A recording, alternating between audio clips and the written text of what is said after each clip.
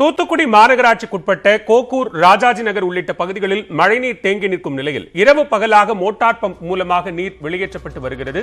இது தொடர்பான கூடுதல் விவரங்களோடு இணைகிறார் செய்தியாளர் சரவணன். தொடர்ந்து நீரை வெளியேற்றும் பணிகள் நடைபெறுகிறது. ஆனால் இன்னும் முழுமையாக பணிகள் நிறைவடையாத சூழல் இருக்கு. என்ன காரணம்? விவரங்களை பதிவு செய்யலாம். பலவில் அதாவது தூத்துக்குடி மாநகராட்சிக்கு உட்பட்ட பகுதியான கோக்கூர், ராஜாஜி நகர் போன்ற பகுதிகள் ஒரு தாழ்வான பகுதிகளாக இருந்து வருகிறது. கடந்த 17-18ஆம் தேதிகளில் பெய்த மழை காரணமாக அங்கு தேங்கிய நீரானது சரிவர வடியாத ஒரு சூழ்நிலை தான் அந்த பகுதிகளில் காணப்படுகிறது. தொடர்ந்து அந்த பகுதிகளை ஒட்டிய Ashok Nagar, Rajaji colony, teachers colony போன்ற பகுதிகளில் மோட்டார் பைப்புகள் மூலமாக அந்த தண்ணீரை அந்த பகுதியில் மாநகராட்சி மூலமாகவும் அந்த பகுதி மக்களுடைய ஒத்துழைப்போடும் அங்கிருந்து மோட்டார் பைப்புகள் அமைக்கப்பட்டு அங்கிருந்து அந்த தண்ணீரானது வெளியேற்றப்படக்கூடிய காட்சிகளும் பார்க்க முடிகிறது.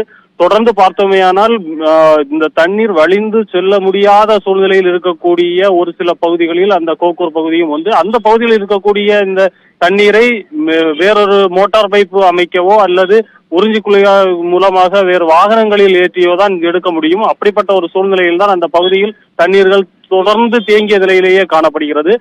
மேலும் அந்த பகுதியில் தண்ணீர் தேங்கி இருப்பதன் காரணமாக அந்த பகுதியில் கொசுக்கள் மற்றும் புழுக்களுடைய உருவாக்கம் என்பது அந்த தண்ணீரில் காணப்படும் என்பதால் சுகாதார சீர்கேடு ஏற்படக்கூடிய ஒரு சூழ்நிலையும் ஏற்பட்டிருக்கிறது பாலவேல்.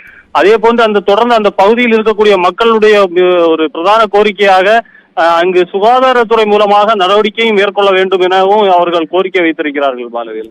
நன்றி சரவணன், விரிவான விவரங்களை பதிவு செய்தமைக்கு.